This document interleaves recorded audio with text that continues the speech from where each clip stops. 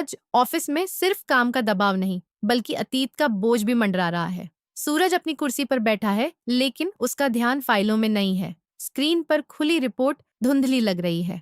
वजह साफ है, ईशा। पिछले कुछ महीनों से उनके बीच की दूरी बढ़ती जा रही है बिना किसी साफ वजह के। सर, ये फाइल साइन करनी है। मिश्रा जी की आवाज उसे ख्यालों से बाहर खींचती है। सूरज झुंझलाकर कहता है, सब कुछ आखिरी वक्त पर ही क्यों आता है? और ईशा कहाँ है? मिश्रा जी धीरे से कहते हैं, सर आज भी छुट्टी पर है। आज भी। सूरज की भौहें सिकुड़ जाती हैं। तभी उसका फोन वाइब्रेट करता है। ईशा का मैसेज, मुझे आपसे जरूरी बात करनी है, प्लीज आज मिलिए। सूरज कुछ सेकंड तक स्क्रीन देखता रहता है, फिर फोन लॉक कर देता है। अब बहुत देर हो चुकी है, वह खुद से कहता है। लेकिन दरवाजा अचानक खुलता है। ईशा अंदर आती है, थकी हुई, बिखरी हुई और डरी हुई। हमें बात करनी होगी, वह सीधा कहती है। सूरज ठंडे लहजे में जवाब देता है, अब क्या बचा है कहने को? ईशा कुछ बोलने ही वाली होती है कि तभी ऑफिस में हंगामा सा होता है। दो बुजुर्ग महिलाएं अंदर आती हैं, मदद की गुहार लगाते हुए। वे बताती हैं कि उनके मोहल्ले का एक पुराना पेड़ तोड़ा जा रहा है।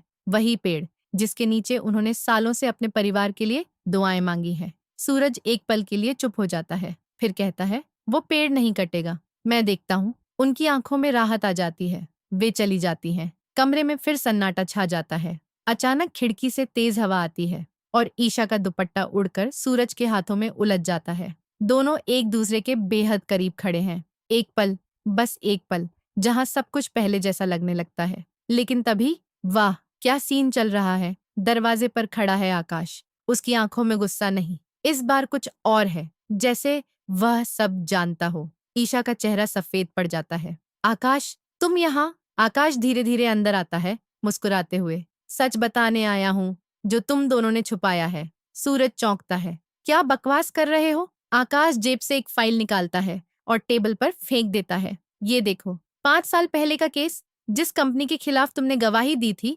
सूरज, उसमें सबसे बड़ा नुकसान किसका हुआ था पता है? सूरज फाइल खोलता है और उसके हाथ कांपने लगते हैं। उसमें एक नाम लिखा है, ईशा के पिता। कमरे में सन्नाटा छा जाता है। ईशा की आंखों से आंसू बहने लगते हैं। मैं तुमसे बदला लेने आई थी सूरज, लेकिन कब तुमसे प्यार हो गया पता ही नहीं चला। सूरज जैसे पत्थर का हो जाता है। आकाश धीरे से हंसता है। अब फैसला करो, प्यार सच्चा है या अतीत का गुनाह भारी?